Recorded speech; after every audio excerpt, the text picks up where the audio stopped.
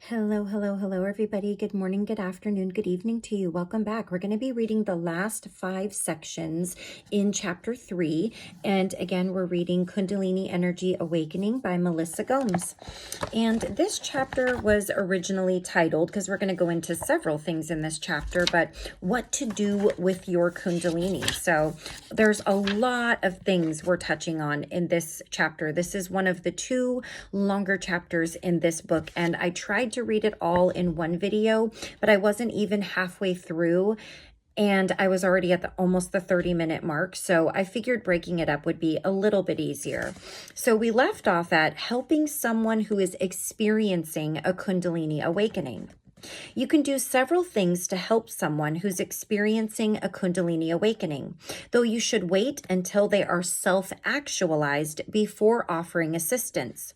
During this time, the Kundalini process should remain a little more kept to the person that it's happening to and perhaps the person who is trying to help them. I'm not really sure why the author doesn't explain that, but I imagine less hands in the pot or too many cooks in the kitchen, as the saying goes, probably will be more detrimental than more helpful, especially if it's a spontaneous awakening or even a forced awakening, which does happen.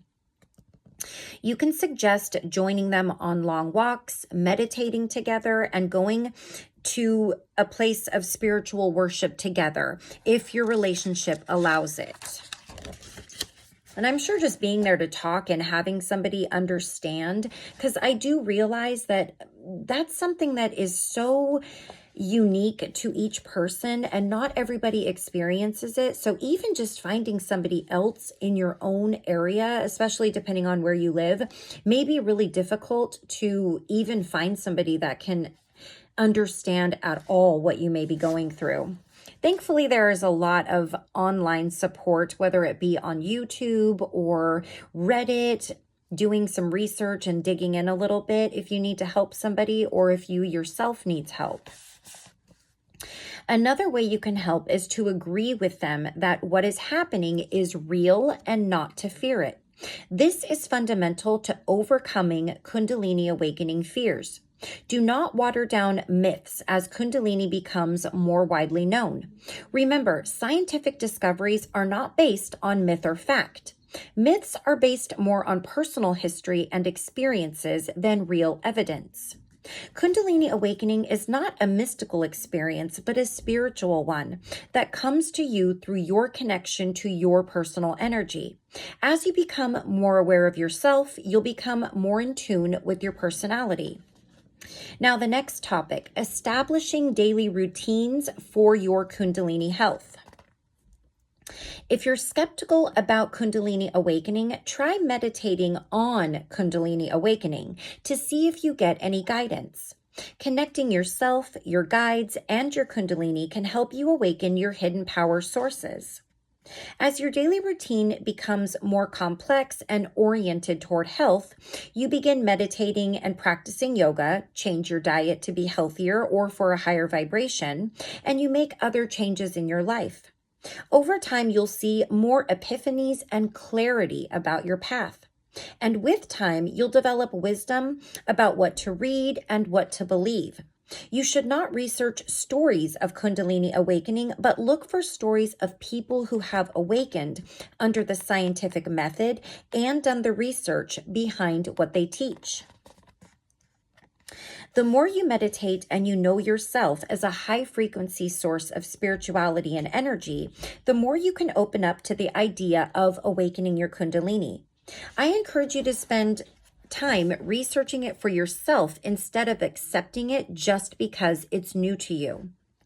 Kundalini awakening can aid in healing injuries, improve your mental and emotional stability, your mental health and emotional stability, boost the immune system, and improve respiratory and other functions essential to your health. It should not conflict with your other spiritual exploration methods. It can exist in the absence of faith, and it can be combined with various other spiritual expressions. And I might also add the absence of faith and also really any other faith, because it's really not faith-based. It's something our body is designed to do. We just have to tap into that and have the desire to bring it to fruition, and also have the patience, which is something that I think a lot of us struggle with, especially in a world where everything is right now. You know, it's really, really tough to remember to slow down and have patience and grace with yourself and for yourself. You should not try to force your Kundalini to do anything. Begin by meditating daily, incorporating yoga and exercise whenever possible, and then gradually incorporate other strategies as you see fit. You will know when you feel that the Kundalini awakening is within you. When it does, you will be able to recognize it, and that is definitely true. You know how your journey just sort of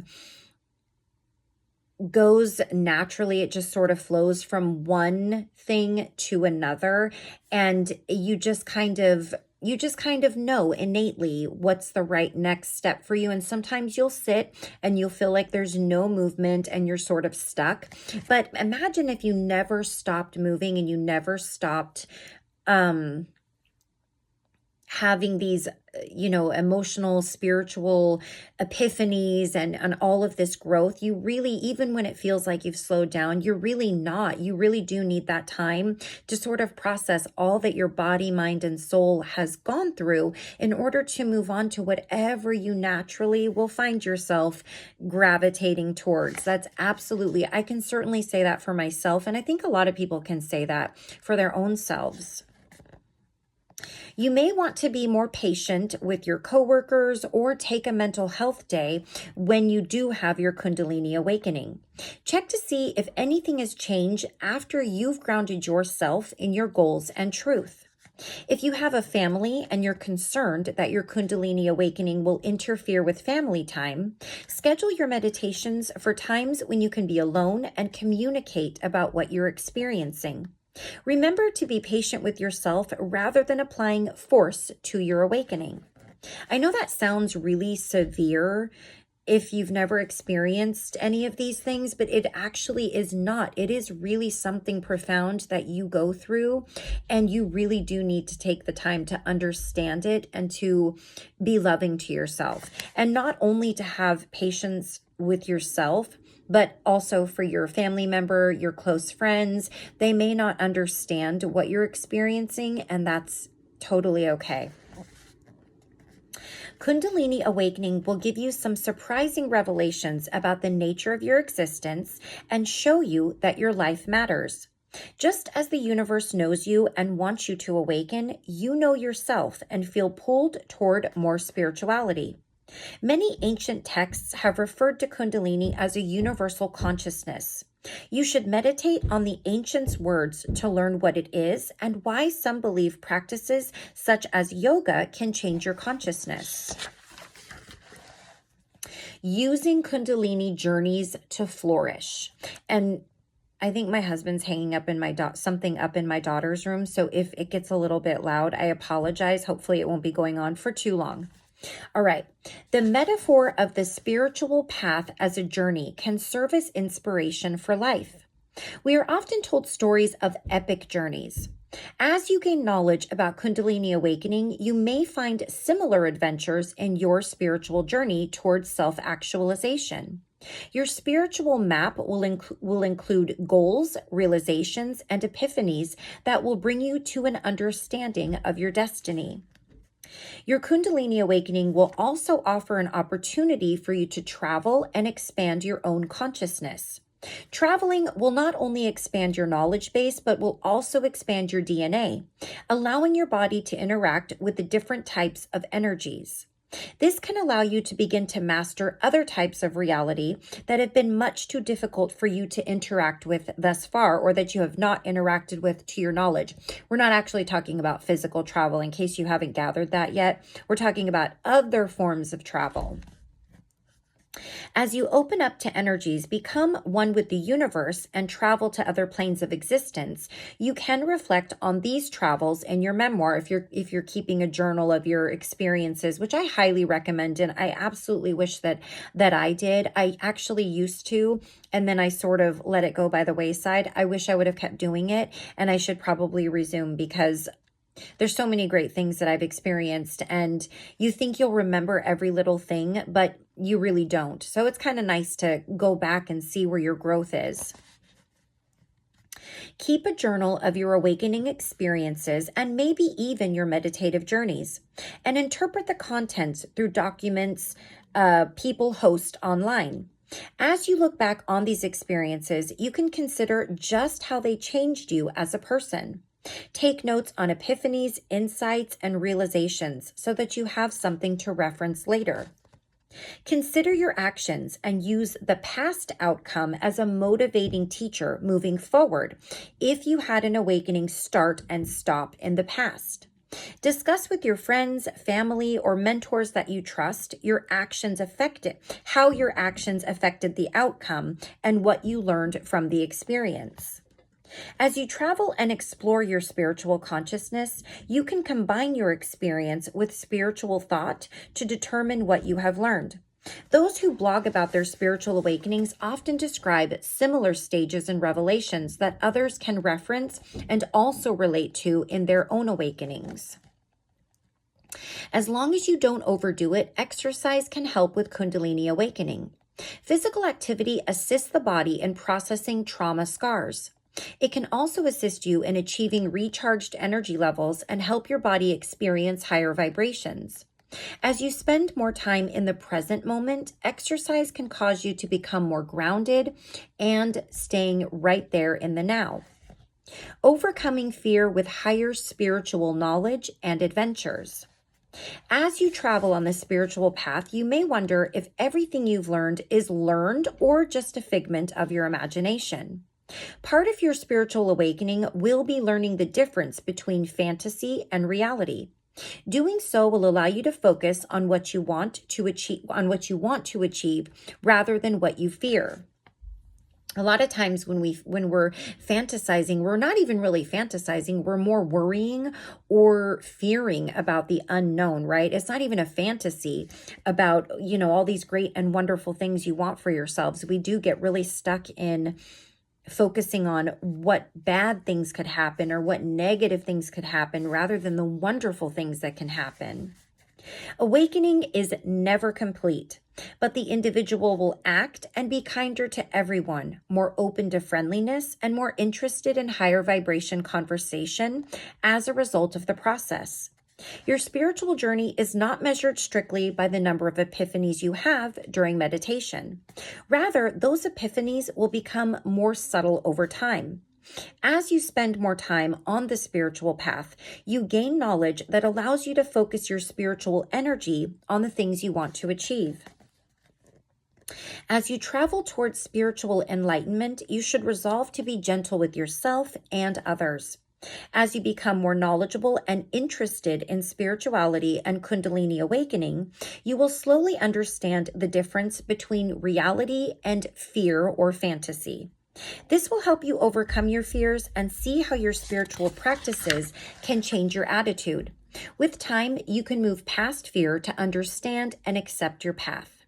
And yes, you will develop special abilities, but awakening is a lifelong quest to connect with divinity, sometime many lifetime long journey, right?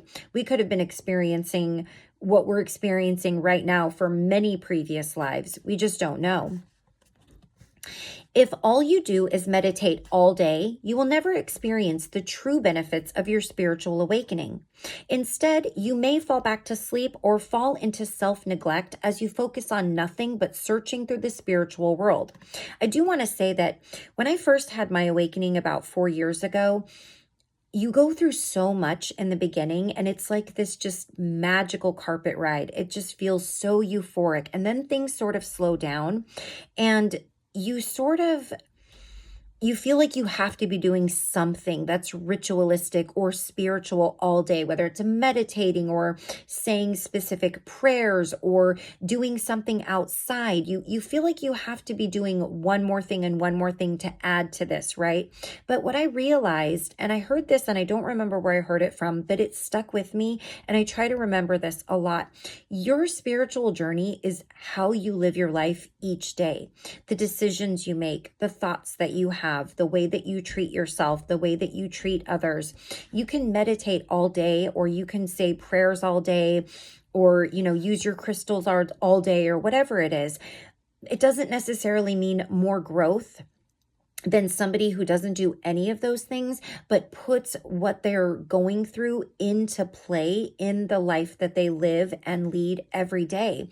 That really is your spiritual journey, is the way that you live your life every day and who you are genuinely as a person, your authentic self, and striving to be your best authentic self. And what better way to learn and grow than to actually go out and practice it, right? Other than doing all these other things that look so magical and esoteric and, all of these things. That's not really what the journey is about. And that is really something that I struggled with in the beginning, but I don't do that anymore. I'm not hard on myself anymore. And I feel much freer and much happier for it. Okay. Instead, I'd already read that. Okay. Develop your spiritual muscles by engaging in various spiritual practices, such as meditation, yoga, travel, exercise, or connecting with nature. Each time you achieve a realization or epiphanies, honor yourself with praise and surprise yourself as you consciously consider where the realization came from. Your brain processes information 40 billion times faster as you meditate.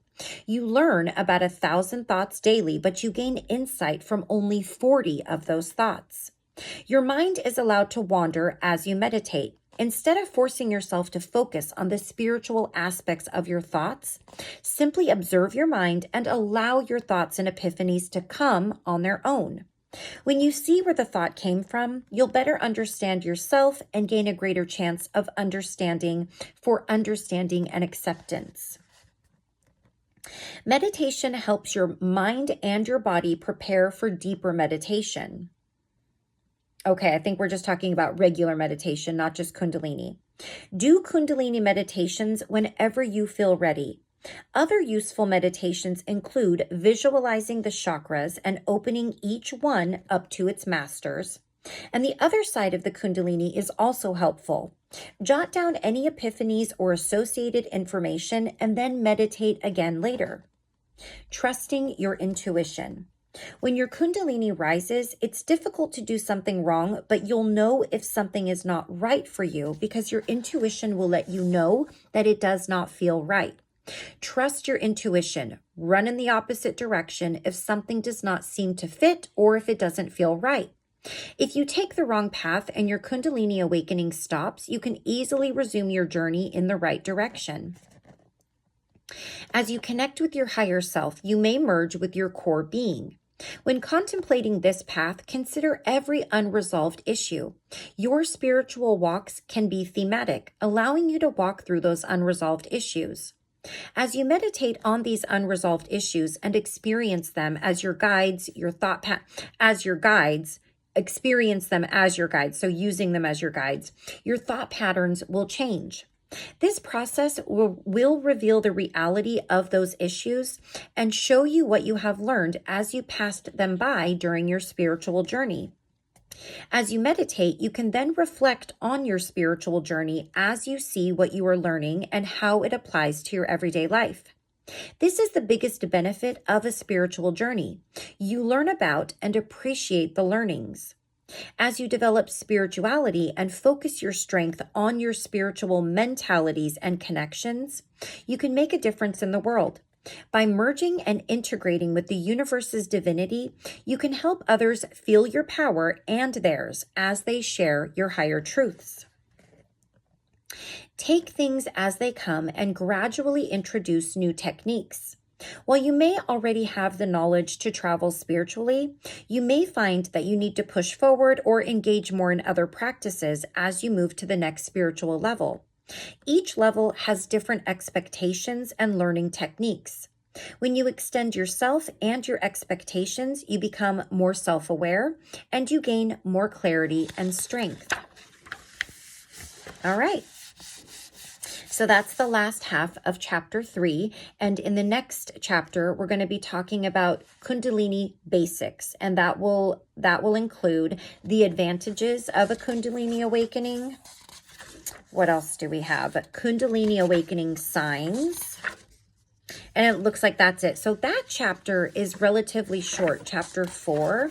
And then let me take a little peek at chapter 5. And chapter 5, we might read 2 chapters in the next video. We may be able to do that. Like I said, chapter 3 and either chapter 8 or 9 are a bit longer. So those 2 will be broken up. And from here on, we will read at least 1 chapter per video and maybe 2. There's only 9 chapters in this book. So I don't imagine that this will take too many videos. So, all right. So we will stop right there and we will resume with chapter 4 in our next video.